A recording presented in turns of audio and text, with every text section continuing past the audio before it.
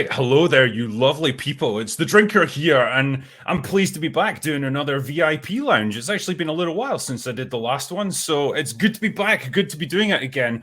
And tonight, I'm lucky enough to be interviewing an actor who's been in one of my favorite movies of all time, as well as a whole bunch of other things. It is Lieutenant Gorman himself, William Hope. Welcome, sir, to Drinkers VIP Lounge. It is an absolute pleasure to have you on this evening. Hey, Will, great to be here. Really cool. Thank you, man. Well, I mean, where do I start? Because you've had a very long career in movies, in TV, in voiceovers. You've essentially done it all. Yeah, I it's guess true. the thing I'm always interested in with actors is how you got your start, in the industry. What was it that drew you to acting in the first place? Okay. I was a really unhappy teenager, hanging out with all the wrong people, and my parents freaked out, and they went to my grandparents and borrowed money and threw me into a boarding school to control my behavior. And somebody said to me the first year I was there, I think, said, hey, you're going to be in a play here. It was playing a blind man. And no, Cowboy was the first one. The second one was a blind man in a terrific play. What was it called? If there weren't any blacks, you'd have to invent them. Written by Johnny Spate, who was one of the great Radio 4 and satirical black comedic writers of the 60s and 70s in Britain. There weren't any blacks, you'd have to invent them. It was a savage satire on race and power. And I played a blind person. So I did both these things. And everybody said, oh my God, you're going to be in the next play. You're just so good at this. I said, what? Good at what? And I had no idea. I just learned my lines, turned up and did things. And people said, you're really good at this. And it was kind of like winning the lottery, that they said, okay, you can go into rooms regularly and pretend to be whoever you want, and nothing is off limits. And it was like taking drugs. I couldn't believe it. I was suspicious. I thought, where's the catch? They're going to come in here and say, no, you can't do that. You can't say that. Stop that right now. No. Yeah. And I just thought, there was nothing else I loved to do more than get into spaces with people and do really cool plays and have fun. It was so cool. It was like pure adventure every time we did a play. And I got totally fixated on that. And then my buddy, Johnny, who's still an actor to this day, came back. He disappeared for 2 years. He came back and said, I'm going to be an actor. I'm going to theater school. And my eyes jumped out of my eyes. People become actors. Jesus Christ. I'm going to do that. But it took a while. Yeah. So there you go. That's it. And you just found that it came naturally, like being able to memorize lines, being able to just slip into the role, perform. It was just here, learn these lines, turn up and say them facing somebody else. And I went into intuitive overdrive. And the buzz of sitting live in front of people and, it's your turn to speak and there's a pause. It's electric. Live theater. I don't know if you've done any live performing, but the dynamics in a live space is addictive. It's like pure adrenaline. It's not everybody's cup of tea, but it is magical in every respect. I sort of, for myself, I've got no aspirations, or I've got no illusions that I'm an actor at all. But I've been to many stage productions, and it's a brilliant thing to watch. Especially when the actors can not play off the crowd, but they can pace themselves based on how people are reacting, and even cope with little unexpected mishaps and stuff, like the ability to improvise on the spot. It's always so impressive while staying in character. I've seen it happen, and it's many a gas times. Watching actors lose control, giggling or laughing or forgetting their lines. It is so cool. The whole audience goes, oh, he's fucking up. Oh my God, what's going to happen? And Mark Rylance, I'm sure you know Mark Rylance, he thinks it's wonderful. And I agree with him. I actually believe until you have begun to stand on stage, I mean, the world is a very different place now, but until you've had the experience of standing on stage for a long run and you think, I have no idea what I'm going to say, drawing, what this theater term is called, drawing. Mhm. It's an experience. You're not really an actor until it's like falling off a horse. You're going to learn to ride a horse. You got to fall off. And Yeah. it's the great. It was in my generation, earlier generations, the big taboo. Don't talk about it. You'll infect me. You'll make me forget things. Get away from me. But now people are talking about it much more. The stresses and pressures that put actors on a live performance in front of live audiences 8 times a week for a month, 2 months, 3 months, 4 months, a year, 2 Mhm. years, tour the world. This is a whole different way of you're like an athlete in training. And that's and I don't know how many plays you've seen, but when plays really, really work, they actually bring the reality of the word magic. You experience magic. What that means to me is when you lose your critical faculties of trying to judge either the person you're looking at on stage or how your performance is going or other people's performance is going, you stop going, oh, his voice is too low. No, he should be quicker, say his lines quicker. None of that. And you're just present. You go into what's called a space with no ideas, no thinking, and you're in pure intuitive land. That Mhm. is a definition of magic. So that's why actors adore it, and it's terrifying. It's not easy. Yeah. It's I quite imagine tricky. as well, it's the exact opposite of TV and movies because with that, okay, on stage you mess up a line or you forget something, you have to improvise on the spot and you have to pick back up again. With a film, I guess you just go again. You do another take, Yep. and it's the Yep. pursuit of, I guess, perfection in that, and you've got more opportunities, I suppose, to get it right, but probably more pressure as well because there's so much, I guess, money on the line. You've got time constraints, all the other gubbins that go along with movie making. I imagine it's a whole different ballgame. I think it's probably true to say the more money is, the more the pressure is there. Generally, of Yeah, course, there are exceptions all the time, but that's generally the formula. More money, more stars, more pressure. yeah. So, I mean, I was looking back through your credits. Like the earliest one I could find for in terms of movies was Poltergeist. I think that was 82 that you were in. Yep. That's absolute bullshit. Somebody put it on there.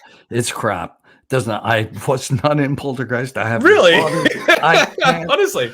carve my way through to IMDb and penetrate the labyrinthine corridors of power I can't figure out how to change my credits. Somebody else I should hire. I've asked my agent a couple of times. Oh yeah, but anyway, I haven't got I around to say it. just go with it. Just say you were in it. It's Yeah, like it's another that's right. credit, That's right. No, I did not know that actually. I wonder how they You, got that wrong. you know what? There's called what's black hats? Guys who Yeah, just love. I have had such shit written about me on my really. Wikipedia's page and and I just ignore it, let it go. People saying, "Oh my god, I didn't know you had 3 daughters." I said, "No, I didn't either," but somebody obviously thinks I did. And for a while, I was dating some really hot martial artist, like for Cool. 5 years, and people thought it was all very cool. I thought, "Yeah, it's okay." Yeah. It was Well, there you go. bullshit. Lesson learned. Don't believe everything you see on the internet, I guess. Don't believe anything. Yeah, sorry. Well, I mean, one film I'm pretty sure that you were in was Aliens. Yeah, I'm yeah, reliably sure informed was. anyway. Yeah, that's right. Yeah, that's true. So I guess I'm fascinated to learn about your experiences on it and how you first heard about it, how you were cast, and did Yeah, you initially audition for the role of Gorman, or were you no, interested in other parts as well? no, I was doing tons of theater, and I just finished a play called Private Wars by Jim McClure, a New York writer about Vietnam vets, and I was pumped. I was producing, and it was a three-hander, beautiful, beautiful play, and nearly got it made into a movie. Anyway, I was pumped, and Mr. Marine, shaved head, and Yeah. seriously fit. And what happened? Yeah. My agent called me and said, "Man, Leon Vitali, you got to go meet Leon Vitali. He's Stanley Kubrick's right-hand man. I said, yeah, fine. Yeah. I mean, I knew who Stanley Kubrick was, but I didn't know all his people. I spent a long, long time, the first 10 years of my career, virtually working all the time in theater. I didn't have time to watch TV. I didn't have time to watch too many movies. I was learning lines and rehearsing and performing at night for almost a decade and in and out of studios. So I kind of checked out. People say, oh my God, you just have friends or whatever So they just said, go and meet Stanley Kubrick. And I knew that he was a massive filmmaker and a genius, but I didn't know his films intimately. So you never meet Stanley. You go and meet Leon Vitali, bless him, who's no longer with us. And Leon was a really fine actor, did a movie with Stanley and fell in love with Stanley. And Stanley fell in love with him, I think. And they basically said, I want to work with you. And he spent the rest of his life working for Stanley Kubrick, doing everything, but mostly his casting. So Leon, when you go and see Leon, you'd no computers. So you get an A4. Say, faxed to your agent. Fax is coming. And you get your little A4 that Stanley had written. And it's like quite a lot of dialogue. And they say, okay, here's the thing. Meet Leon, come meet him. So you learn. And he says, learn it. So you get there, and Leon will not ever switch on a camera unless you know the lines absolutely backwards. So you spend most of the time going through it with Leon again and again, and then he'll turn the camera on and do it. So I did that with him once, twice, 3, 4 times. And each time I went back, there were more lines in different pages, a lot. You had to learn like 9-10 minutes of dialogue. That's a lot of dialogue. And so you go through it again and again and again and again and again with Leon. So I did that 4 times, and he rang my agent and said, we're thrilled. Stanley loves William. He can't tell him what role he's going to do, but they're evolving the script. Matthew Modine's going to play the main guy, and shooting will be open-ended contract, and welcome aboard. You're in Stanley's next movie. I thought, very cool. How wonderful. Really excellent. Excited. Pumped, marined.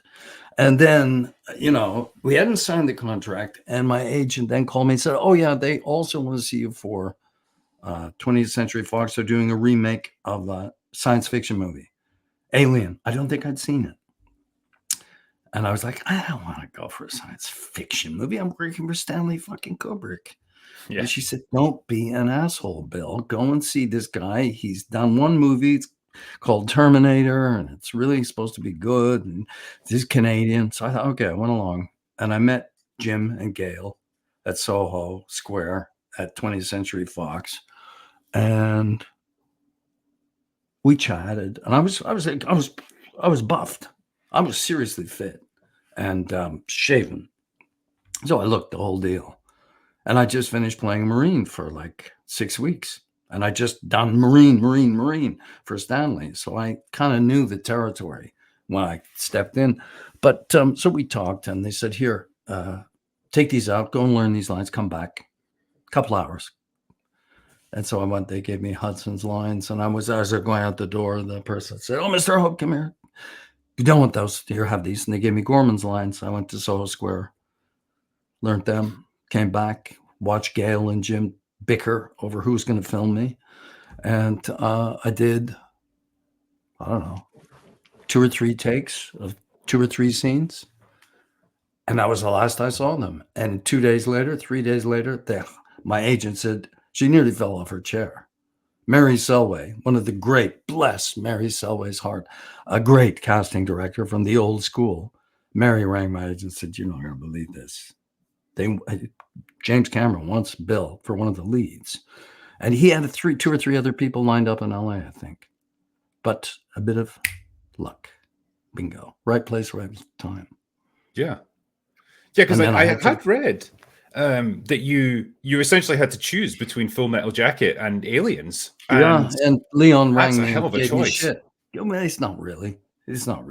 Of course it is. It's an amazing situation to be in, but there was no choice. There was no choice at all. Come and be who knows what character and film for maybe 18 months with Stanley Kubrick on a bog standard deal, or play a major leading role for a blockbuster for 20th Century Fox by the guy who just made Terminator. Gee, which one? Leon went crazy. You motherfucker, why did you go? You can't go record another film. I said, Leon, calm down. You have no idea what I'm looking at. This is the perfect script. I have never read a script greater than this. Yeah. Okay. And so, like, obviously, you were cast. Cameron had cast the rest of the Marines, and as I understand it, like, you guys were all put through a boot camp just to prep for this, so that you would be comfortable together. Nope. Did that happen for you? Not me. I was busy doing a play, and I never put one toe in a boot camp. I turned up. I was working solid, and then I turned up, and it was the next day, first day of rehearsal for Aliens. And so I turned up. I knew Mark Ralston. I knew Billy Paxton. I knew Michael Biehn. We'd done Lords of Discipline. Mark and I knew each other really well. Billy and Michael and I had worked 6-8 weeks on Lords of Discipline. And it was perfect. Gorman, 100% outsider. Fucking stranger. Yes. Nobody knows who he is. And I go up, and all these guys are boot camped out. They're all tight. They're a unit. And I turn up not knowing anybody. It's perfect. Yeah. No, actually, that probably makes a lot of sense now that I think about it. It's interesting when you talk about having played Marines on stage, having rehearsed for for Full Metal Jacket, because I can see, like, in the way you carry yourself in the movie, this very straight back, very rigid, always at attention, and it's things like that you can tell, like, okay, you really kind of prepped for this and you took it seriously, and you understood the bearing of a Marine, even though Gorman's not necessarily a hardened soldier like some of the others. He's very much an officer, and he's a Marine. He's done a full, and in my backstory, whatever, I think his father was probably a Marine. And his, I was curious as well, because I know initially Michael Biehn wasn't part of the cast either. It was James Remar who was playing Hicks. And he shot for a couple of weeks, and then he had to leave. Yeah, around 2 weeks. He got caught with heroin. Bad move. Not a good idea. It's curious, all these, what might have been, because I can't imagine now anyone but Michael Biehn playing that role. But James Remar. But this is what I'm talking about. This is the nature of luck. Yeah. This is the nature of luck. And this, Will and I were talking, audience members, before we started, about how important luck is, and actually having a discussion about what is luck. It's a billion definitions of what luck is, how it comes to be. But my contention is the most important. You got to have talent. You got to work hard. You got to enjoy performing, like, more than any breathing air. That's all prerequisites. But if you don't have luck, forget it. Go and do something else. It's not an easy pill to swallow for actors across the world, whatever. One of my mods actually was good enough to put together a little slideshow of some of your scenes. It's quite handy for reference, just so that we can see. I haven't seen this in years. And please, forgive me if you don't want to see yourself on screen or whatever. No, it's fine. I can take it away. It's fine. It's cool. It's cool. But it's fucking Cameron. It's great. Yeah, just the initial bits where you get to meet Sigourney, and I was curious what that was the first scene I ever shot. The first scene Paul ever shot. First scene I ever shot. Oh, really? So, that was the very first scene I committed to film on this, and same with Paul. I don't know. Sigourney's the other thing.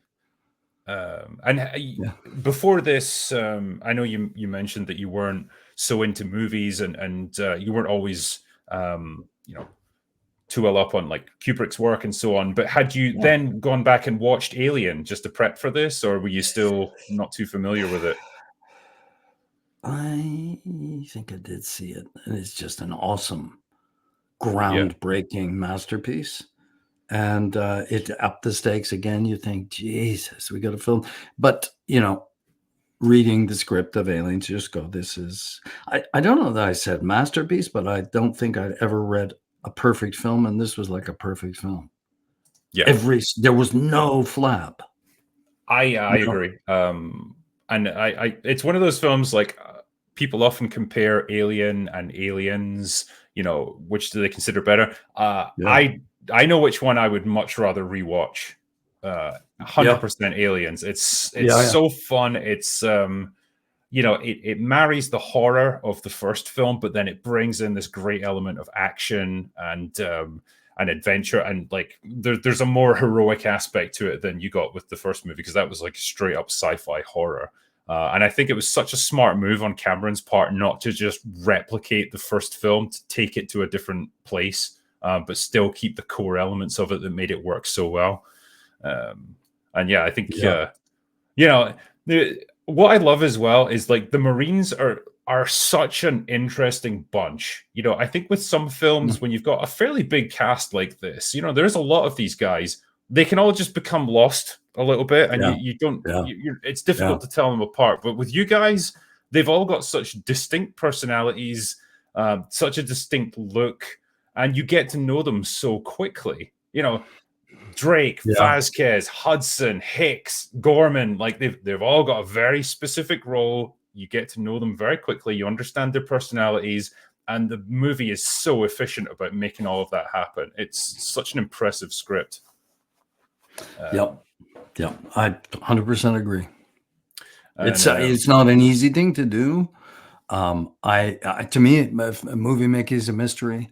What I mean is, it's an art form, and it requires so much collaborative work, but also vision, auteurs, or independence, or genres, whatever it is. There's so much. The territory is so huge, but to actually make a diversity of characters identifiable and warm to concern over how these people are going to turn out on every single case, every single character that comes on.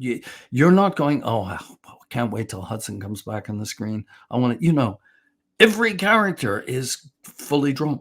Now, that is a mystery. It's Cameron's script. He wrote it, but he also had a couple of kick-ass producers, but 3 down his neck. And so this was a very crafted, polished, I think it's 8-year project. Jim's a hugely gifted man yeah, and talented in so many ways. So that's a lot of work. But it's a rare thing because there's movie dust. I always talk about it, the Hollywood magic or the movie magic. You can have the best actors in the world, the best script, the best production designers, the editors, the sound, the whatever. It doesn't guarantee anything.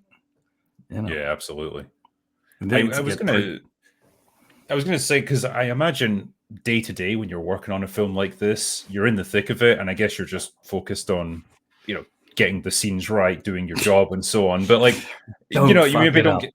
Yeah, exactly. But did you get an inkling while you were doing this of, hey, I think this could turn out to be something pretty special. Like this is something I else. personally, I was in a state of semi paranoia and terror virtually all the way through, because that was Gorman's character, and through a lot of coincidences and things that came to. But I think it's fair to say the shoot was not an easy shoot. It was a long shoot.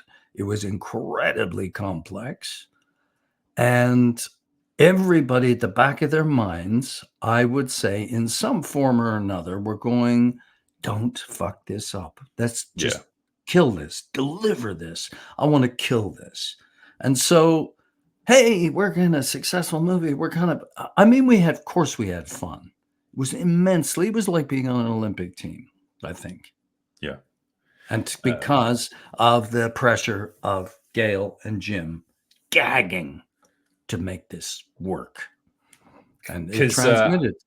I mean, as I understand it, like Jim's a pretty hard taskmaster when it comes to shooting a movie, and he's very focused on getting the scene just right. And I imagine that adds to the pressure because I imagine you don't want to piss him off, you know, when he's in Yeah, full. no. Actually, to be honest with you, I have worked with a lot of directors.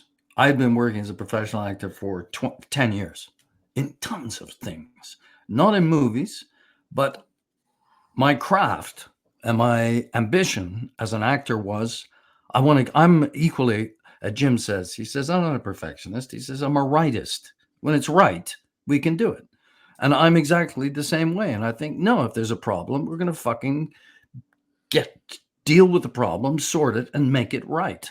That's my only interest. We actually had a head-to-head, Jim and Isaac. What a funny story. We were up in Al's dressing room. We thought we had finished the day. We were relaxing. We might have had a joint and a couple of drinks. Nothing serious. We were just relaxed. Yeah. And they suddenly shouted up the stairs because we thought that we're wrapped, basically. We're going home. It's like 3:15, 4:15, and we finish at 6, and they're tinkering around. And they shout up the stair, okay, scene 16, A, B, C, and D. And I thought, that's me addressing the troops. Nobody told me. I wasn't ready to do this. So we all came down the stairs, a little hammered. And it was all, okay, everybody quiet, whole setup in the huge, And now we're going to rehearse Gorman addressing the troops. And I was like, and without going into great detail, it was a very energetic moment. And I was very still. And I started very quietly and very seriously. And Jim started to razz me from back in the set. Come on, Bill, let's pick it up. And I turned and I just faced him down. I just very quietly. He said, Billy Paxton told me, he said, your eyes rolled into your head and all we could see was white in your eyes. And I said, very quietly, I said, Jim, this guy is addressing the troops for the first time. And I'm going to do it the way I think he should do it. Silence. Okay. And he backed right down and we rehearsed. And it was very quiet. Thankfully, we didn't shoot. We came back. I think we might have done a couple of master shots. The next day we came back and did my close-ups. Yeah. But so I have no bones. Jim, I have immense respect for him. I have no bones with any director standing up saying, no, I disagree. It's completely wrong. I want to do it this way. And they go, well, yeah. It's not your number 16 in the call list, sweetheart. Fucking do as you're told or get out. Oh, yeah, okay. Sure. Or, it depends on the film, depends on the filmmaker. I mean, I did a film recently with wonderful man. The father with Anthony Hopkins won the Oscar. Yes. I did the sequel, The Son, with Hugh Jackman, gorgeous man. And, for fuck's sake, I'm going to think, but not Florian, can't remember his name. Tired brain. Anyway, a real artist and and after each take, we would talk for a minute or 2 minutes. Then we go back, change lenses, do it again, talk for another minute or 2 minutes. It was amazing to be able to work like that. Not everybody works like that. Some people are very hands off and you go, no, I'm sorry. Can we stop? I have no problem if it's a good script in standing up and going head to head with any director, because it's my work. It's my face on the screen. And you convince me that my way's wrong or vice versa. I mean, I know as well, when we were talking about Jim and how he works, when I was interviewing Mark about this, he told me a great story about how because it's shot at Pinewood and it's obviously a British crew that you guys had, they had a very British way of doing things, and it meant tea breaks at certain times, and even if Jim's in the middle of a scene, they'd be like, no, we have to stop for tea and biscuits and stuff. And it got a bit much for him at one point, and he just said what am I doing here? We're trying to make a movie. The only thing I'm going to say is that you have to watch the new documentary. Ian Nathan's new documentary is coming out. He's interviewed Jim, and Jim tells a great story of that incident you're talking about. And so I'm staying off that one. Aliens Expanded by Ian Nathan's coming out soon. It's great to hear Jim tell that tale. It's very funny. Yeah.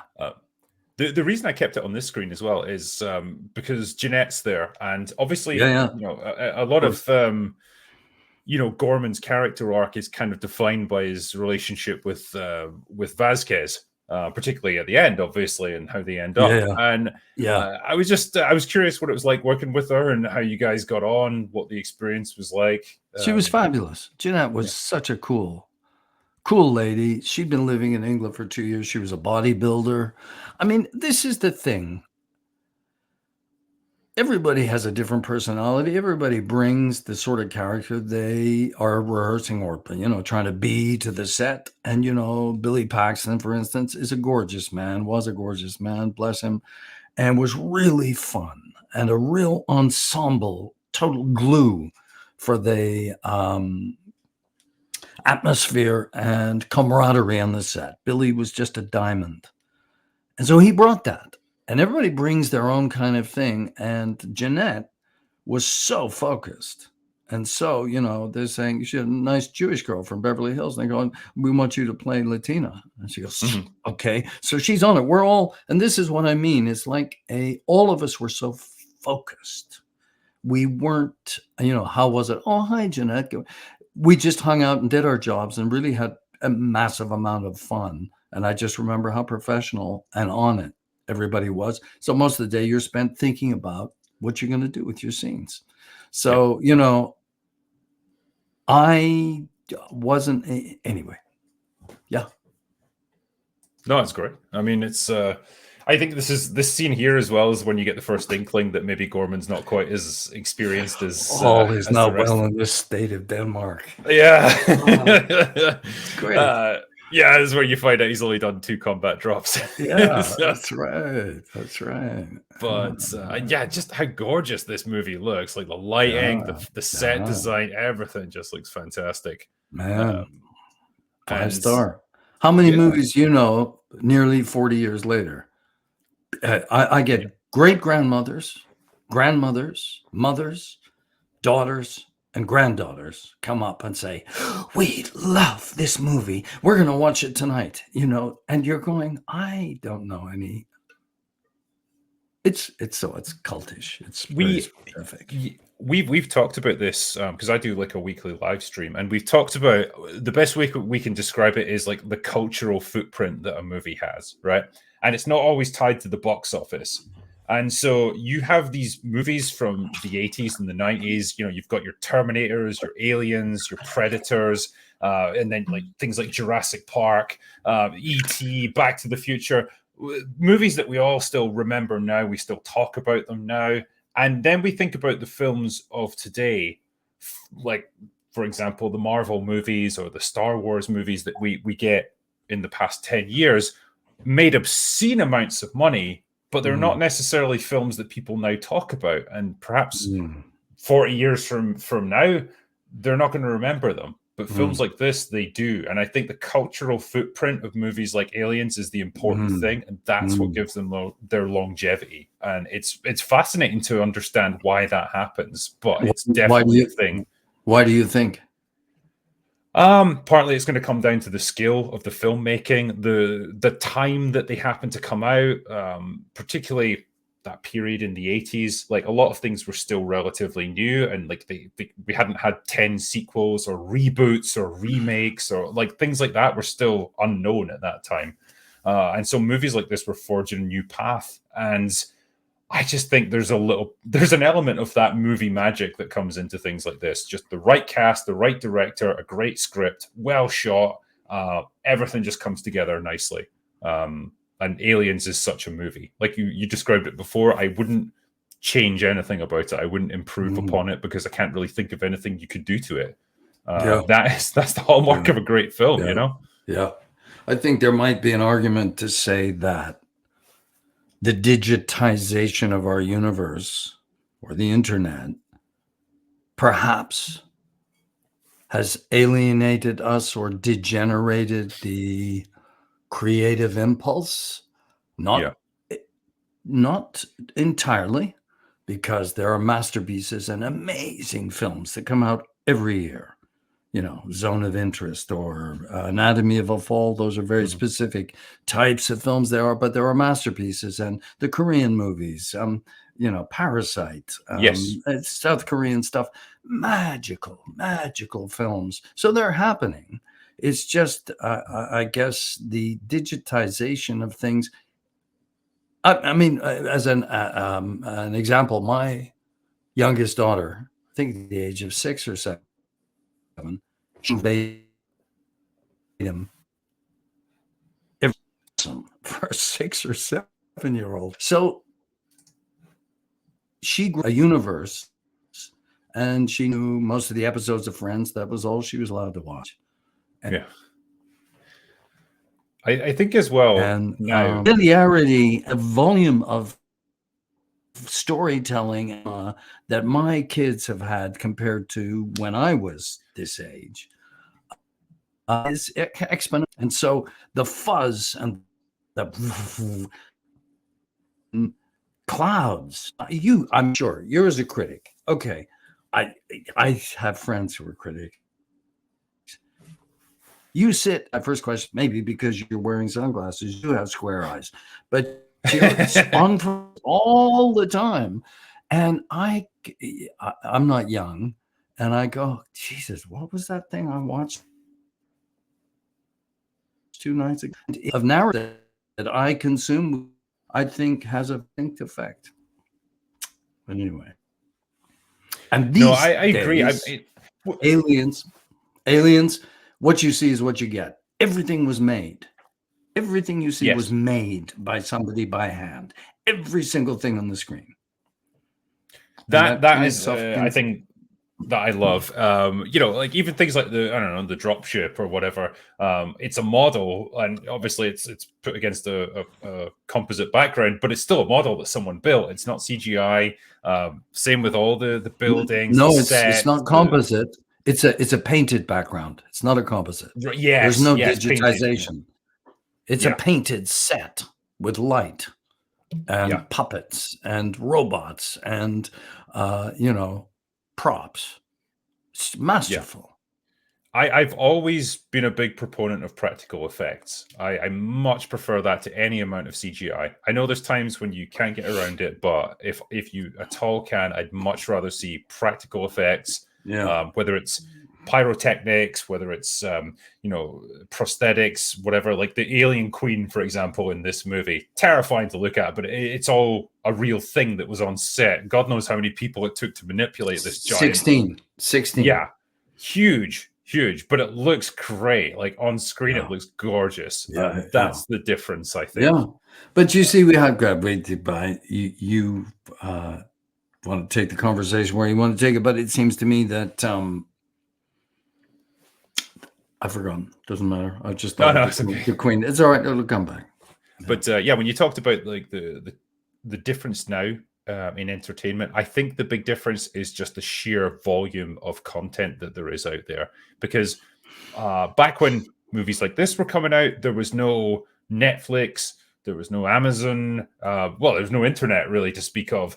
And so there was not even to speak of. There was no internet. Yeah. So you didn't have, and you didn't have like a million channels on TV and stuff. And so your choices were narrower. And so you were able to focus a lot easier on things. And it was the same for me when I was a kid. Like I'm relatively old now. And so I remember that time before the internet, before cable TV and stuff. And it was, in some ways, it was good because you appreciated the things that you actually did see. They meant a lot more. Now you've got like a million movies to choose from, and like it's hard to even pick something. I think there's a very concrete thing between digital production and what do you call it, analog production. In those days, particularly big movies, they would never get greenlit until they were locked tight. And everybody said, okay, this is as good as the script gets. And now we go and we shoot this script. Of course, there were exceptions to that. But now people like, I assume it's true, Ridley Scott shot Prometheus. And he started, what is the budget in that? 160, 70 million easily. dollars? Yeah, easily. He didn't know the end of the script and he began shooting. I mean, this is insane. You're going to spend $170 million to make this epic movie and you don't know the ending yet. Yeah. That's a very different mindset. Oh, yeah. Because I don't think the budget on Aliens was huge. I mean, as far as I understand, it was 18.5 million back in the day, which I'm sure is more like 30 million in today's money. Production, and then you had press and advertising, and after I don't know, but that 25 is mil. yeah, but it's still it's still pretty Upgraded small. to today's dollars. I don't know what that is. I think it's probably like 30, 35 million in today's money. Like still tiny compared to the budgets of AAA movies nowadays. You'd be talking like 250, 300 million for like the biggest movies now. I'm going to find out. Yeah, no problem. Let's say $25 million. Okay. So back then it was 18.5, right? And that was 1986. 1986 worth today. You can tell my typing skills are absolutely better than mine. Better than mine. Razor. I said, fine. I'm not going to do this. 10, 15, oh man. 255 million today. No. $25. No, sorry. 63. Sorry, 62. Oh man, I can't be. I'm not doing this. Oh no. We can find out. I'm not doing this. Okay. Dollars for inflation. I've lost you. There we go. So it's the internet. Here we are following fucking rabbit holes in the internet when we should be having a conversation. Ridiculous. This is the thing, though. It's always fascinating because when you get something like this, you think, all right, I gotta get the answer. Yeah. So let's see. 18.5 million back then would in be 1986. Yeah. So that would be let's see if you can get it 52 million in today's money. So that's production. Yes. And then after that, maybe another 35. So under 100 million. Yeah. Which is, but it was released in something like 3,000 movie houses on the opening, which was one of the biggest openings ever because they had to carry cans of celluloid all over America to turn them on, you know? Again, a thing you don't get now. Yeah, actual film reels. Yeah, it's amazing. One of my mods actually asked me about this, right? Because he went to the premiere in Leicester Square in London, right? Okay. From what he's told me, that was the first time that it was shown to the paying public anywhere in the world. It was actually in London. And I think it was partly to gauge audience reactions before it released in the States. And he told me like the atmosphere there was absolutely electric. Like you could have cut it with a knife. Like people were on the edge of their seats. They were cheering. Things that you don't get from a British audience because British audiences are super reserved in the cinema. They don't shout, cheer, or whatever. And he said that some of the Fox executives, I think, were there in the back row. They'd come in just surreptitiously, just guaranteed they'd be there. Yeah. And I was just curious if you'd ever done that. If you'd ever like gone to just see the reaction to either this movie or any others that you've done. Yeah, I was performing what used to be called the Wyndham Theatre.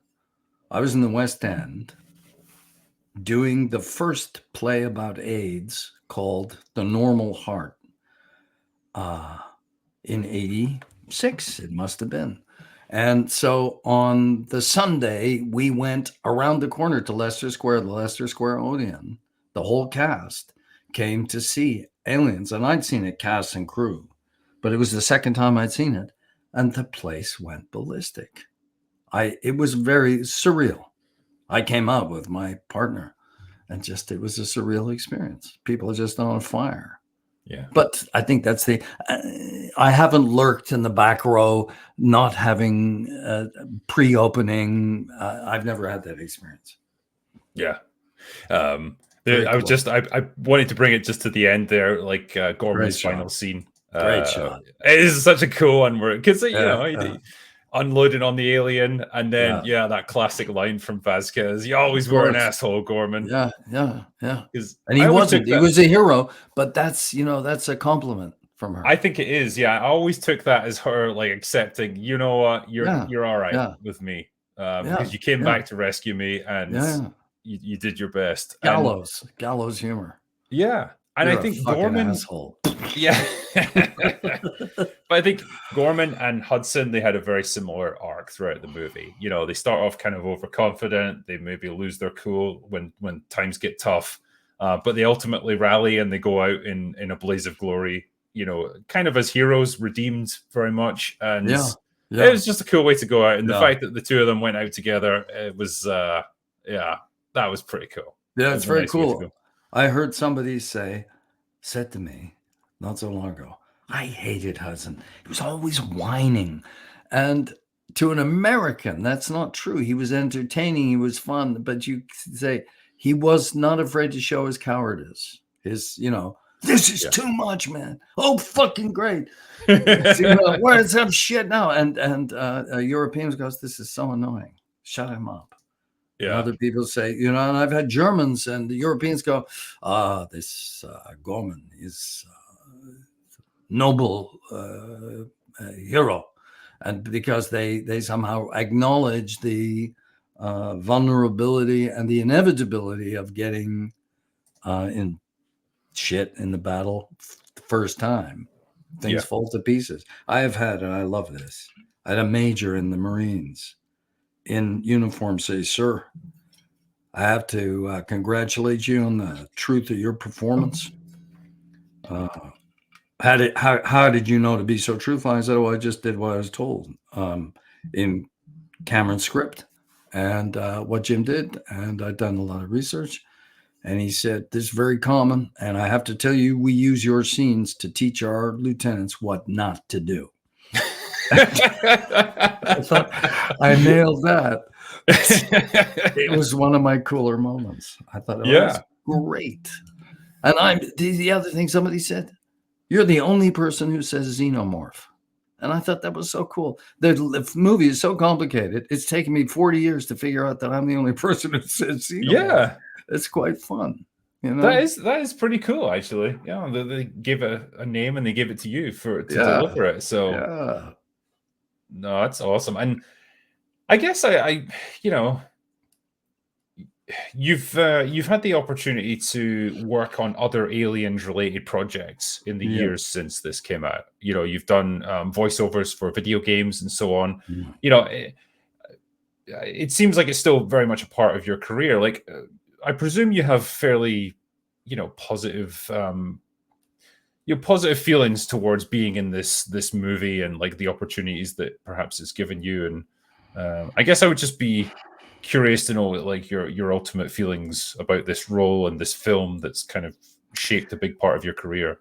I guess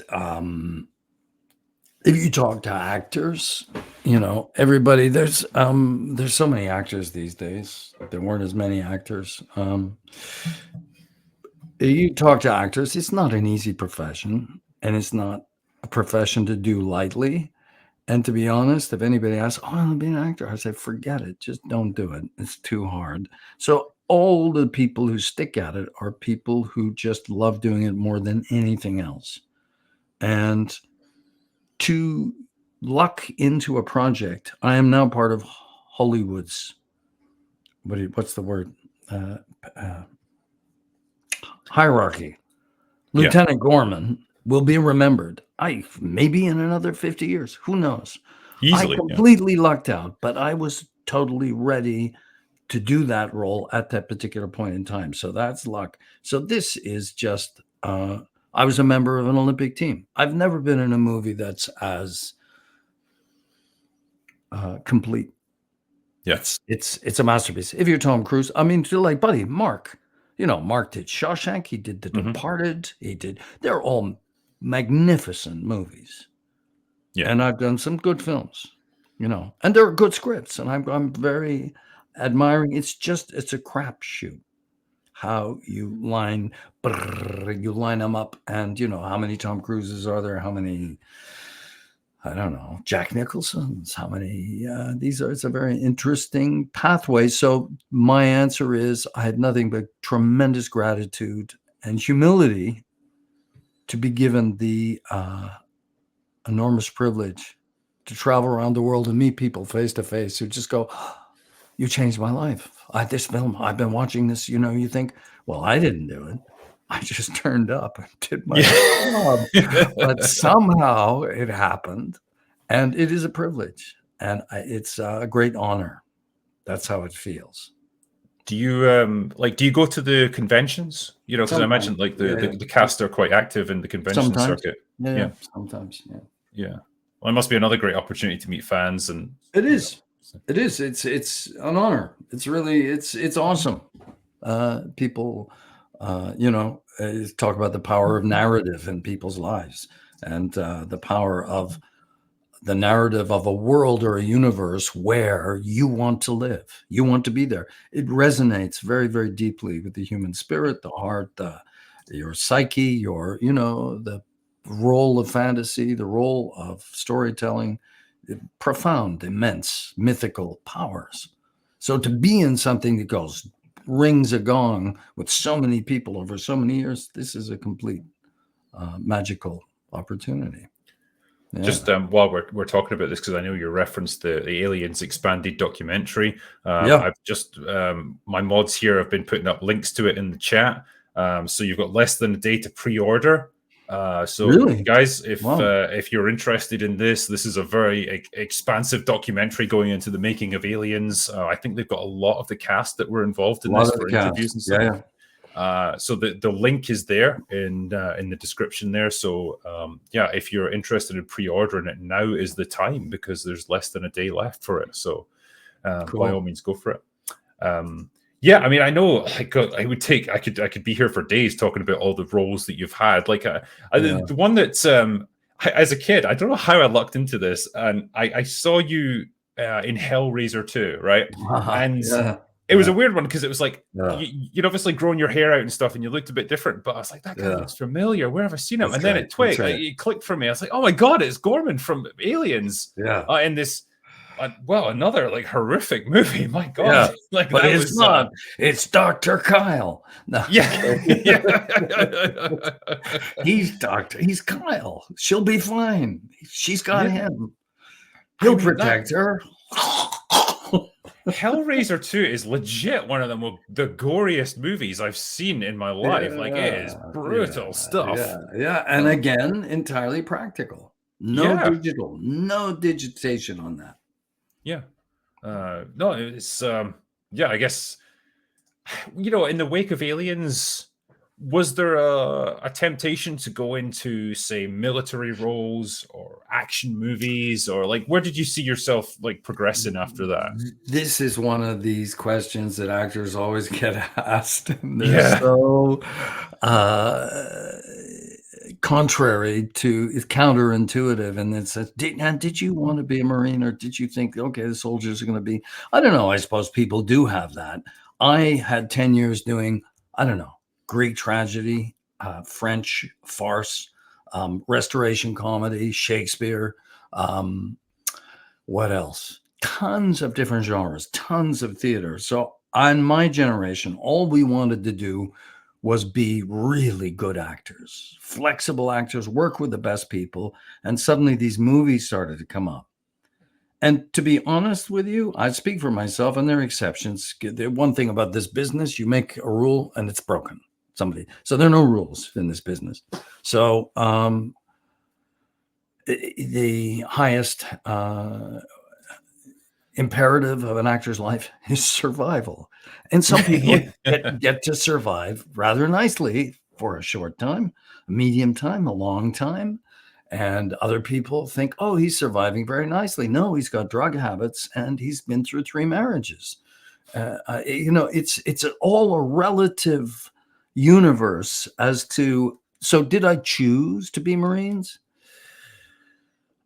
Being typecast is always a possibility, but my appetite is that I could have gone to live in LA. I could have done that. I never went. I was in and out of LA and New York and Toronto, but I've ended up living here because of theater mostly, and my wife is English. But so my career choices were just to hone my craft and get stuck in and have fun. And on this side of the Atlantic, you could work a ton more. You don't get rich, but you make a lot of different, the audio side. I was a member of the BBC Radio Drama Company for like, I don't know, 15 months, doing 3 to 5 plays a week with masterful actors. Masterful actors. It's such a cool thing to do. Well, I So, know did I sorry. choose to be a Marine? You get up, you go to your auditions, and it plays it out. Yeah. No, well, No, it's interesting because, like, looking through your filmography, like, you've been in, like, obviously because you're over here in the UK, you've been in so many British dramas, yeah, you know, serials and stuff. You were in Holby City, yeah, that Midsummer was cool. Murders, That was Ultimate great. Yeah, Force, like, yeah. and Drop the Dead Donkey, which I think is Yes, fantastic. I yes, used to love that. yeah. And then I'd be above a pub, doing, kick-ass two-hander, or in a radio studio with Judi Dench, or doing Chekhov, as a radio play, or so many different things, Yeah. or in the West End, or in You've, rep, or I mean, you've also you've done a lot of voiceover work as well. yeah, I have, yeah, Like yeah, particularly for video games. Yeah, I yeah, mean, I'm just kind of looking at here. You've done Alien versus Predator, obviously. yeah, You know, Viet Cong Fist Alpha. I remember that game. Actually, I really liked it. yeah. And Resident Evil 3, you were Mikhail. Which is, RE3. I was mocap. I did mocap. I was Mikhail, and I was what's the other guy? The professor. I've forgotten his name. hold on, Anyway, makes me Nathaniel laugh. Bard. Nathaniel Bard. I think he's really funny. So yeah, I did mocap and the voices. So it was my body, which they then turned me into this big Russian commander, 6'5", full Yeah. of this, and then Nathaniel Bard. It's just great fun, and I am very lucky as an actor. I get to do all kinds of different things, so I'm very fortunate. As from a voiceover point of view, like I know you did the mocap for Resident Evil, but I imagine Yeah, sometimes it might just be you in a sound booth just recording your lines. yeah, You know, yeah, that must present a different challenge yeah, for an actor because you don't necessarily have people to play off and you're not in a scene reacting to things. You just have yeah, to yeah, project your voice in that yeah. way. Like, I guess, how do you do it? How do you get yourself into that mindset? It's technique, and I think unfortunately for a lot of young actors today, they really don't have the opportunity to practice their craft. And I'm old enough that I would put forward the point of view that if you are a skilled, experienced stage actor, there's probably nothing you can't do as long as you're not miscast. You understand the powers and dynamics of using your body and speech and imagination to do 10 people in a room, 50 people in a room, 100, 200, 500, 800, 1500. How do you handle the dynamics and levels of performance in those different spaces? On the other hand, you have a microphone tucked under your nose or on your forehead. And really, you can't really speak any louder than this. I did a film once with Val Kilmer, and I had a close-up scene with him. It was like a 2-shot. And I was saying, yeah, leave the briefcase. We'll get you out of here in 24 hours. No, come on. So Val's there in front of me, and I can't hear what he's saying. And action. And Val goes, and I'm going, I can't fucking hear what he's saying.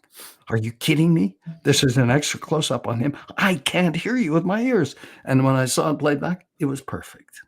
Yeah. It was perfect. He knew exactly what he was doing. My ears couldn't pick it up. And I thought these are the opposite end of the dynamic spectrum of your body and your voice and your emotions, your physicality. But I would put forward as a possibility that if you're a skilled stage actor, there's probably nothing you can't do. Many young actors do tons of camera work, and then they turn up in a play. It takes, famously, John Gielgud said it takes 15 years before you can call yourself an actor. He means 15 years on stage. And so I've done a lot of very diverse work. And early on, the BBC Radio Drama Company, I would say to young actors, microphone work is very close to film. You're naked. You have to get to the essence of the line. And you can't hide behind, it's got to be truthful and relaxed and effortless in close up, in extra close up, in wide shot, medium shot. Hey, sweetheart, how are you? You learn how to project your energy to 10 feet away, 40 feet away, to the lens, which is 4 inches away. It's a very different dance. Yeah. But it's experience. But young actors don't get the chance to practice in theater because the Tory fucking government has systematically butchered our arts funding, and we've squandered I'm never be English, but I consider myself a British actor because I'm totally familiar with the British system. Not that it means anything. I can play a whole range of characters, but this is kind of and the theater is a crown jewel that we've kind of not squandered. It's just the world's a different place now. That's all. I mean, yeah, because correct me if I'm wrong, but like there used to be prestige associated with being a British actor, of having coming out of like British acting schools, like having been in like stage productions over here in the UK and the West End, all that sort of thing. And yeah, it's really sad to think of that being lost, I suppose, and not having that pedigree anymore, because there is something kind of special about it. And yeah, it should be guarded. Talent is talent. But if you think about it, this country, up until very recently, for 400 years, regularly gathered in virtually every town, village, city in this country for 400 years to sit and listen to people talk in front of them on stage for Shakespeare or plays. It's where all the issues were talked about, resolved, comedy, but the performance, it's not just the performance. You've got trained audiences that are totally used to the theatrical conditions. And it's a mindset to go and see a play. You ask somebody who's addicted to their phone to go and sit and watch a difficult play or a well-written play, they'll be twitching inside of 15 minutes. It's just not quick enough. It's not, these are skill sets to actually be present, listen, and relax and follow the narrative, which may not be going at the speed that you're used to. Some of the, people are used to TVs and screens. Anyway, bloody blah. I do have this horrifying feeling, right, that a lot of Britain, I'm sorry, forgive me, I'm interrupting. What I meant to say was that Britain has had a theatrical tradition for centuries as a fabric of society. America, it's more screen, and that's not to say there are not tons of fabulous stage actors, but the point is the Brits have been doing it for hundreds of years. Yeah. And that was the tradition I grew up in, and it was an immensely different world pre-digital. So.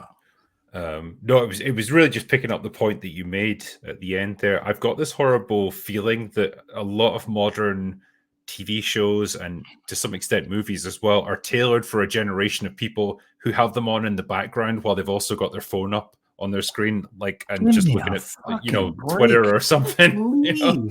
Can I ask you, do you come in or wake up and go TV on? Do you do that? No, I need time to get into the day. Like if possible, TV's right on. Yeah, if it's right now, like because it's summer, if possible, I'll go outside with a cup of coffee and just like wake up for a bit and not look at anything, because I don't want to go straight into screens. And it's only once I've gotten into the day that I'll start looking at stuff. But that's it. Yeah. But that's the thing. Like, I think a lot of people digest their entertainment while they're doing something else. It's not like you give your focus to the film or the TV show or whatever you're watching. I agree. And it's a shame. It really is. You're missing out on such a great experience. Fragmented mind, virtual mind. And there's to talk about something else. Schools, the Americans have just discovered they make these pouches that seal your phone up in a secure way, and all the schools are buying them now, or a lot of them are, and people are dropping their phones at 8:30, 8:15 in the morning. They pick them up at the end of the day, 3:30 or whatever. Yeah. And they all went, should. "Oh, you can't do this. That's terrible." And the parents going, "You can't do it." And everybody loves it now. They're saying, "Great." Kids shouldn't be allowed to take cell phones into a classroom. They just shouldn't. What do you need it for? Yeah, you Like, don't. unless it's like an emergency call or something that comes through, like they can call the school if they need to. Like, you shouldn't have it while you're at your desk at school learning stuff, theoretically. It So splits your mind. Your mind like gets split. they should absolutely be forced to hand them in when they go into a classroom. Yeah. Anyway, that's enough of me being an old man and ranting about stuff. Everything sucks. And now, another thing. Yeah. What the Romans ever done for us? Yeah. So, the roads. Well, apart from the roads, what the Romans ever done for us? Sewage. Well, apart from sewage and the roads. Monty Python nailed it. Yes, they did. Great. Well, we've been talking here. A bunch of people have sent in questions on Super Chats. And if you've got a little bit of time, perhaps we can ask them. Let's go. So RRTNZ said, "Hail Will and Bill. Question for Bill. With a 40-year career that ranges from Steven Seagal films to Thomas the Tank Engine, what type of film or show haven't you done yet that you'd like to try?" What a great question. Wow. What would I like to do? My basic response always has been good writing. Whatever form good writing takes, it gives you the opportunity to move and travel out into space, into narrative, into fantasy, into whatever it is. The good writing is there. I mean, okay, take something contentious, Game of Thrones. So I was on tour doing a play around the country. And then when you're touring around, the days are, food, get up, walk the dog, I don't know, get ready for the show at night. And you're driving around the country. So you're looking for things to do. And somebody said, "Oh, here, try this. This is the first 3 seasons of Game of Thrones." And it's a very interesting thing. So there's some fantastic acting in Game of Thrones. There's also gratuitous bullshit in it. So it's good writing. It's almost Shakespearean when they all get around. So I've never done, have I? No, I don't think I've ever done a big, long, I just want good writing. And we all do. We all great. Do. Okay. How about a leading role in a new HBO hit that goes global? That'll do. That'll be okay. Yeah, I think that'll be fine. I've got again, pitch one of my next shows. It's coming out in Christmas times. Big Christmas splash on Netflix. High hopes. I don't know if you ever saw Giri Haji. It's a great police procedural thriller, psychological thriller shot mostly in Tokyo and London with Japanese actors and British actors. Joe Barton wrote it, directed it. Fabulous stuff. He's written a new show called Black Doves. It actually isn't a new show, but it's a version for sister productions and Netflix, and it's coming out. Keira Knightley, wonderful actors. Sarah Lancashire, fab actor. Ben Whishaw, spy spoof, high octane thriller. I think it's going to be really fun. So that would be great. And I play the head of the CIA in London. And it's heavy politics and action and thrillers, and it's great. And if that rolls into, very cool. I'd love to do that. But the writing is great. It's fun. You really have to work. You really have to rehearse. You really have to come with your game on. If the writing's not great, it's not as challenging. Oh, yeah. No, I imagine so. So great question. Thank you for that. I've never thought of that. I'm actually going to think, what do I really want to do? Trouble is, I don't think anybody's in the driving seat. You're steering, but the wheel's not connected. Yeah. Shit happens. So I'll do whatever next happens, but I still love working. It's great. Technocrow says, "Thank you for your excellent work. Hellraiser 2 is one of my favorite films. It's absurd and over the top. How was the filming process, and do you have any interesting stories about that production?" It was absurd and over the top. It was my first horror movie, and my 9-year-old nephew said, "Oh, I want to come see Uncle Billy's filming." I said, "Yeah, okay, come on out to Pinewood. We're doing." Well, it was the day that Claire's character crawls out of the mattress, steaming, Yeah. glistening in blood, and it was like The prosthetics were amazing for that. Like the makeup. yeah, tangible. You could taste it. You look, you think, Yeah. oh, you could smell it. Yeah. That's not digital. So it was fun. It was fun. Yeah, I just thought, what am I doing? I'm in the middle of a horror movie. Horror was not my go-to genre. I just, I thought, and in those days, anyways, we're talking about a whole other period. It was kind of poo-poo if you did a commercial, but besmirch your artistic creativity. You know, people say horror movie. Oh yeah, I'm doing a horror movie. Ken Cranen, bless him, wonderful actor, Chenard in Hellraiser 2. Fine actor, Ken, so much fun. And he said, "Yay, my tax bill just killed my tax bill." So nobody that horror had not surfaced as a fetish major component genre of the film industry. It was kind of funky, niche, corner.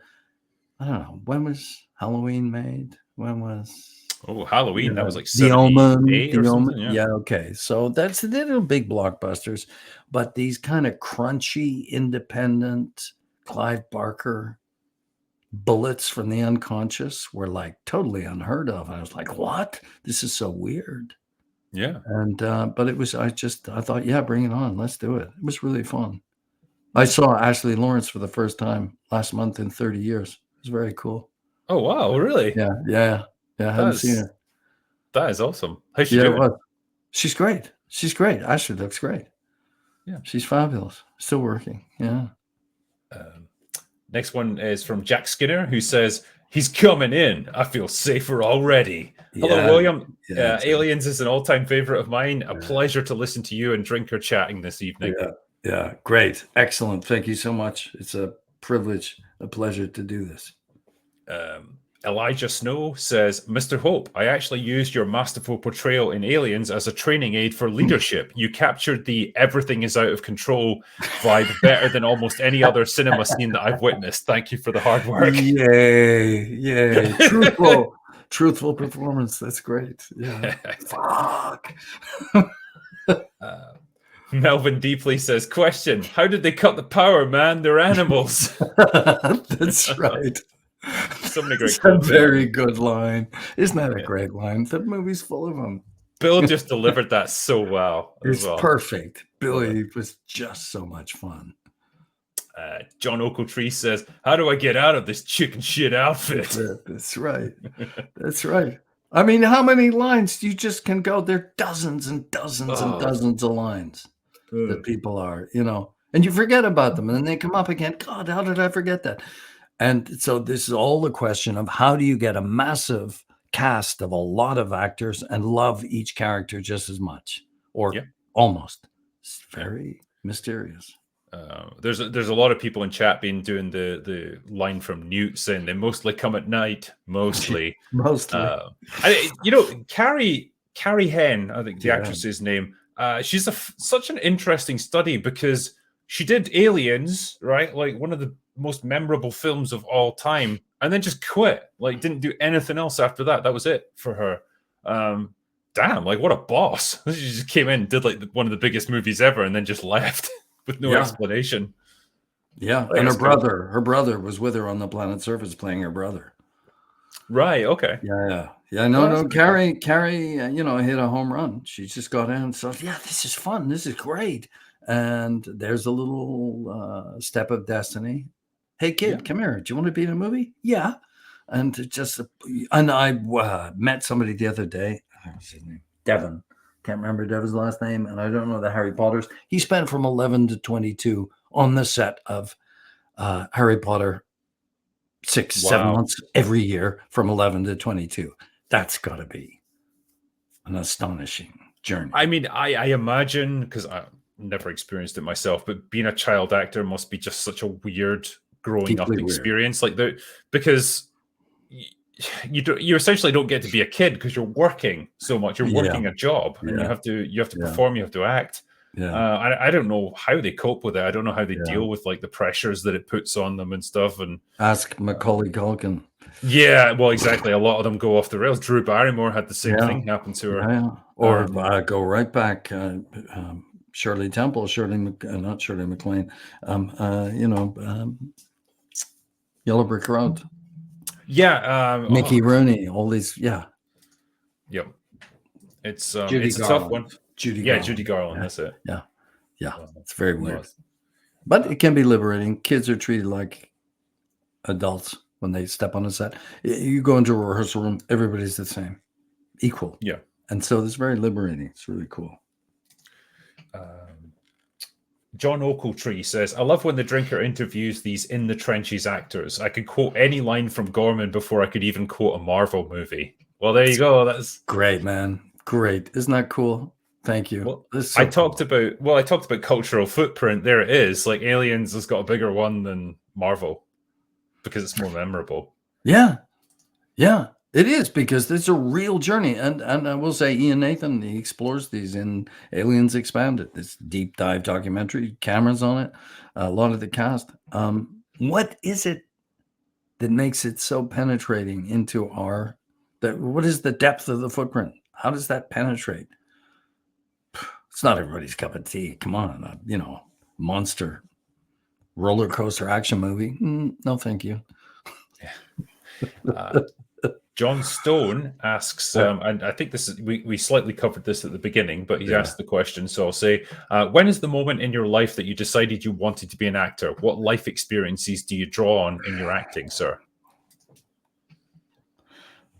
I think I decided I wanted to be an actor when my buddy came back, who I started acting with, and we'd done 2 or 3 really successful plays together.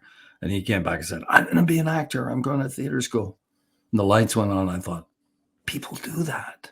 They do that. It's possible in life to be an actor. I'd never even thought of it. And then it took me like 3 or 4 years before I got seriously focused.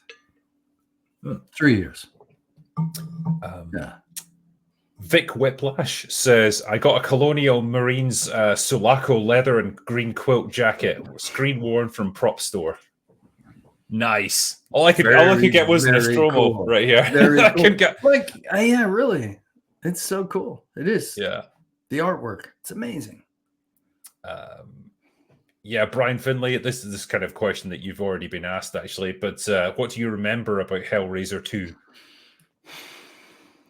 Low budget and funky and complete. I'd never had an experience like it before. I mean, and what the biggest curve for me was to realize that, basically psychotic scenes were viewed with great humor and admiration as to how well they could be done. And so the hardcore horror folks, either working on it or appreciating it, dug it so much that I thought, oh my God, this is like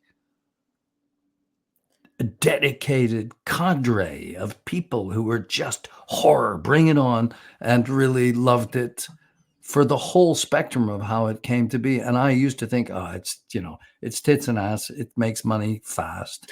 Oh no, it's, and I realized, I thought, oh my God, because horror hadn't flipped into a major global genre set. Maybe I'm talking out my ass. Maybe that's not right. But I think that way to me. The 80s was the decade of like the slasher flick, like the Nightmare on Elm Street movies, the Halloween movies, like really kind of they made The Omen, so many sequels. The Omen, yeah. Well, yeah, and I think like in the early 70s, you had films like The Omen and The Exorcist, where it was. I'm not going to say it was artistic horror, but it was much more psychological in a lot of ways. Yeah. Whereas like they really went into the gore and the slasher aspects in the 80s, and that's where you got like the Friday the 13th, the Hellraiser movies, all that sort of thing. Yes. So it went through periods, as any genre does. Like it matures. Look at Texas Chainsaw, #1. Yeah. There's no gore in it, hardly at all. It's all threat. It's all fantastic artwork. It's all very crunchy, handheld, low budget, almost docu.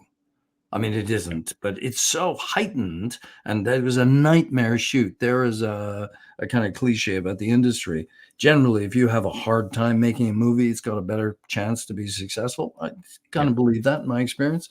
But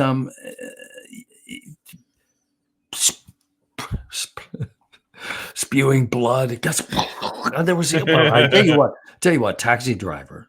I remember seeing Taxi Driver, and like when De Niro goes in there and does the bloodbath. Oh yeah, there's quite a lot of blood going on there. Man, that blew me away. That was probably my first super hardcore gore fest. But it was so powerful because psychologically as well, it had the power. And there was Jodie Foster at, 13 years old, covered in shit. And you just go, this is intense. Yeah. Like that way of making movies, I just feel like you couldn't do that now. You wouldn't be able to. Like the conditions aren't right. It doesn't allow filmmakers like Scorsese to come up naturally anymore. I don't know if I agree with that, only in the sense that I think people can come out of left field because people have used cameras, and I don't know how writers and filmmakers, how do you get the juice? How do you get the mojo? How does it kind of go, that's so original? These, you do see them. I mean, these, I'm thinking, so I'm not so sure that, to me, it's originality. And when a story is told cleanly and purely and grabs you about human experience, you're with it. You're there. I think of Parasite, it won the best film. It's a foreign. Yeah. It just grabs you. And what was the other one? The Shoplifters? It was Japanese. No, it was virtually a documentary. It was so beautiful. But what I'm saying is you can always, the volume, the rarity of finding a super fabulous script is rare because there's so much stuff out there now. Mm-hmm. But you can still make it. I think people can still make, Mean Streets, or that's the thing. I mean, it's different. Taxi Driver, Mean Streets, that whole golden period had its thing. Yeah, I mean, I guess the 70s was just a different era of filmmaking, and it allowed you to, I don't know, the sort of cultural zeitgeist was so different from today, and like maybe the conditions there. What was the best movie you've seen recently? Doesn't have to be any budget or whatever. Did you go, damn, that's a sizzle? That's a probably One Life with Anthony Hopkins. Okay. That film was just fucking brilliant. Like his performance was beautiful. Yeah. It was amazing. That it takes a lot because I'm a cynical asshole when I'm Scottish, so I don't really experience emotions like normal people. But that's right. You just that brought a lump to my throat in the cinema, and I just thought they nailed this. They got a good goddamn movie with this one. Yeah. But that was a low budget British production. Yeah. Didn't get. I don't know if it even got released in America, but with a master performance. Yeah. Masterpiece. Yeah. Yeah. Zone of Interest. We don't have to discuss that here. It's a masterpiece for so many reasons. Anyway. Yeah. I mean, good films are still getting made. I guess to some extent they're just getting drowned out a little bit by the big blockbusters that just dominate cinema at the moment. I guess it depends, like if you're 16 years old and you're locked in your bedroom because you haven't got a great relationship with your family or whatever, you can view masterpieces sitting in your bedroom, or you can get addicted to Marvel and superhero CGI. There's so many choices. That's the deal, which I find really hard. Have you ever done virtual reality cameras? Oh no, it just makes me spew. Well, there you go. There's a whole other deal. Yeah, it's intense. And you go, God, what can we not do? So I guess I can't keep up. There's just too much stuff. People go, oh my God, have you seen? And I get excellent stuff, and I get 3 episodes in. I have to watch something else because I was, so and so's in. But it's just very weird times. You got to select what you can or want to watch, and that's it's huge. You can just go on for days. Oh, easily. What's your favorite? What do you like watching? I mean, it's how long's a piece of string, but What do you kick back? What do you relax with? Or I mean, you're like, working. You're working. yeah, I mean, like, I like, I can't multitask. So if I'm doing work, I have to just be doing that. I can't have Sure. music or whatever on, 'cause it just distracts me. Right. But if it's just movies that I want to relax with, it's probably going to be action. Like, it's probably my favorite genre. Just like good action movie. Like, I love the movies of the 80s and 90s. Yeah. Maybe it's just because I'm getting older. Like, I just get more nostalgic or something. I don't know. Yeah. But that's my comfort zone of movies, I suppose. Yeah. So It's also mood. Yeah. Cool. yeah. Next one, Paulus Plain says, Lieutenant Gorman and Private Vasquez died a hero. That grenade scene was pure perfection. Love Lieutenant Gorman. There you go. Beautiful. Thank you. Maximus BT says, Gorman, dude, this is awesome. Watched Aliens all the time as a kid on VHS. Will never get tired of watching that movie. Very cool. I hear the 4K is really good. 4K's just come out, which is like the colors. It's all super vivid. How do you feel about this? I meant to ask, because, you know, you can upscale a lot of old movies now to make them super crisp, super sharp, all that good stuff. Yeah. I personally like a bit of film grain. Yeah. I don't know if that's just me, but I kind of like that feeling of like I'm watching an older film. There's a little bit of grain. There's a bit of texture to it, and it's not super sharp like modern films are. I just like to feel like it's a film of its time. Yeah. But I just wondered how you feel about that. It depends on the piece, depends on your mood. And I remember the first time I saw high definition TV, they weren't very skilled at lighting and adjusting for the technology in the early days. And I felt as though I was watching, you know, I was more interested in the wallpaper in the scene, or, you know, the flower arrangement behind the actors was way more interesting than what was going on because the lighting. So that was different. But no, I'm a little allergic to, I'd look at it this way. Anything that comes and distracts you from following the story or following the character and takes your attention out, like, oh my God, the clarity of the HD is unbelievable. Look at that car, how it gleams. You're gone. You're lost. You're not looking at what you should be looking at. It's kind of like a relaxed actor can keep you in the scene because it's effortless to watch them. As soon as they trip or get clumsy or stumble over their lines or draw your attention to the fact that it's not going the way you hoped it would go, you're gone. You're out of the picture. Mm-hmm. So to me, most of the time, HD or intense CGI alienates me. And I go, movie, high budget. Yeah.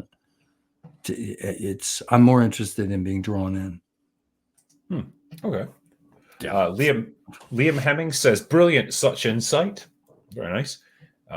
Henrietta says, is this fantastic gentleman familiar with the Warhammer universe, the lore, the background, etc.? I know it. I'm not familiar with it. I certainly know it's vast, and I have nephews and friends and who are like their basements or Warhammer basements. But I'm afraid I'm going to have to say I don't know much about Warhammer. Maybe this is truly, that's what I should do. I should be in a Warhammer thing. Yeah, this is a surreal moment in my life. Like talking with Lieutenant Gorman about Warhammer. I never pictured as a kid that I would be in this situation, but there I am. There you go. Welcome to the 21st century. Henrietta also says the Horus Heresy, the theater edition with this man at the Globe and a mini showcase after. Okay, cool. Neurotratnik says Europe should compost their own shit so they don't tempt to throw it. I don't know what that means. Yeah. Boar Legion says, hail to Mr. Hope and Drinker. Loved your portrayal of Gorman. I recognized you on Hellraiser 2 after Aliens, also on The Saint and Shining Through. Hope to catch you at a convention to get your autograph. Semper Fi. Great, man.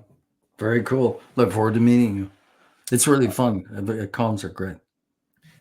Bruce Maximus says, Mr. Hope, is there a story or property that you'd drop everything and basically volunteer to be able to do? Is there a role or an IP that you'd love to do for the love of that story?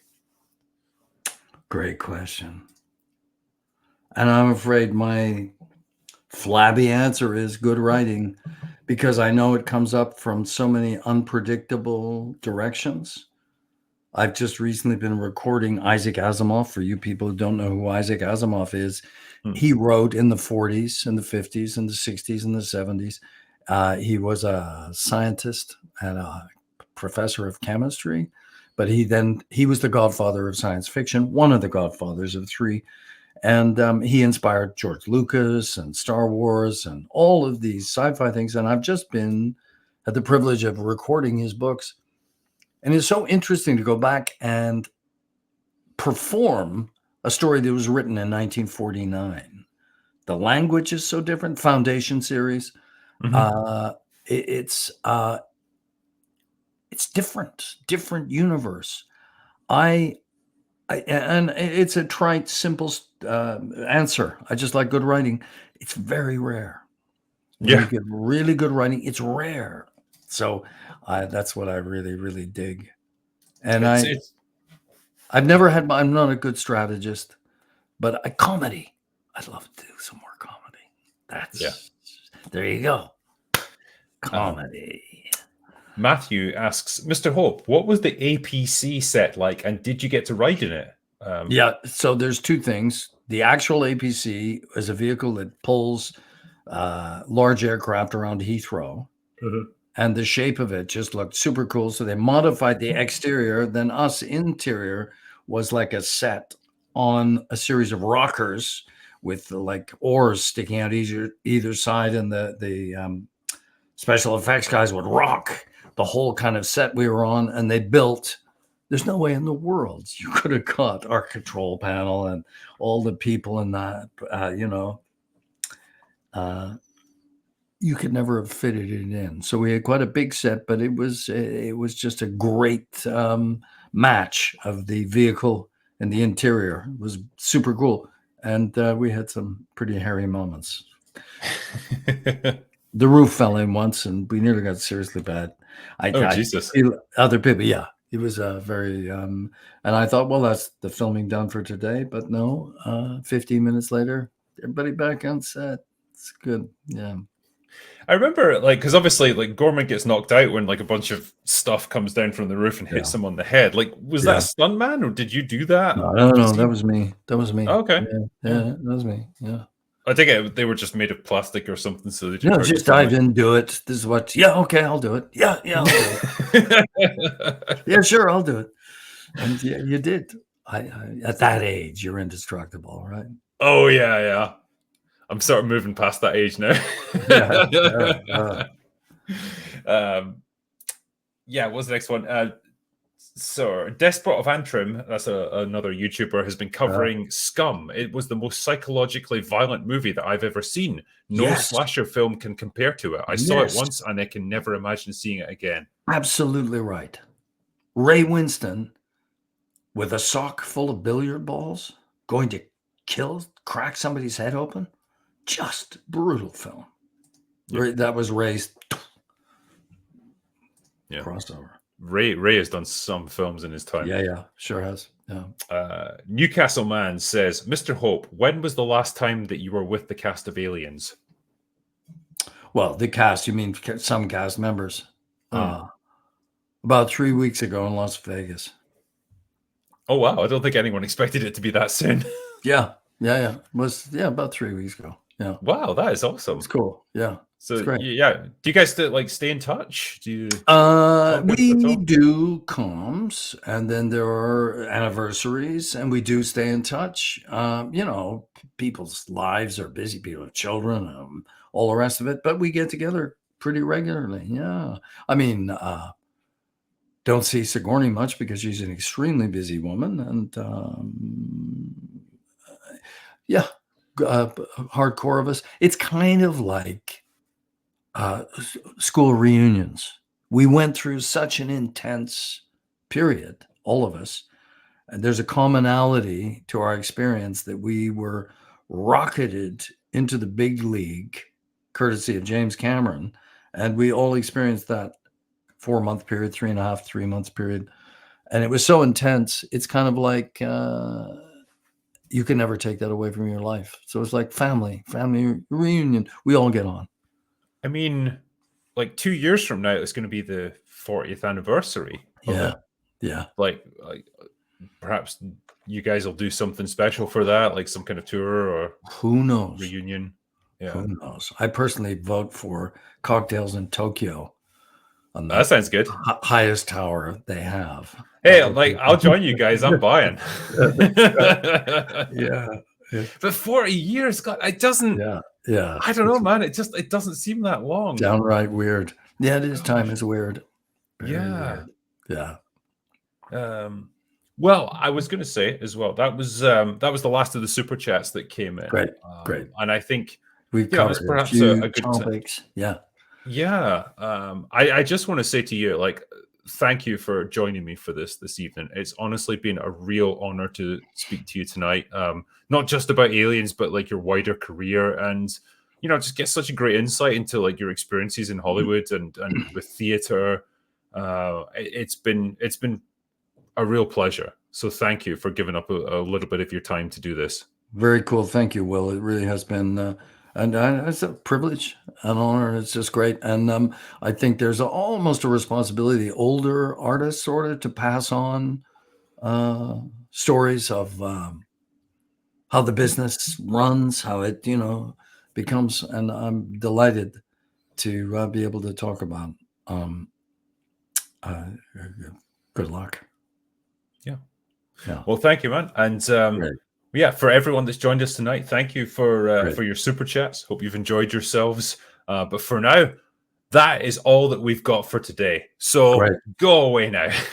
Great, guys. Beautiful. Thank you.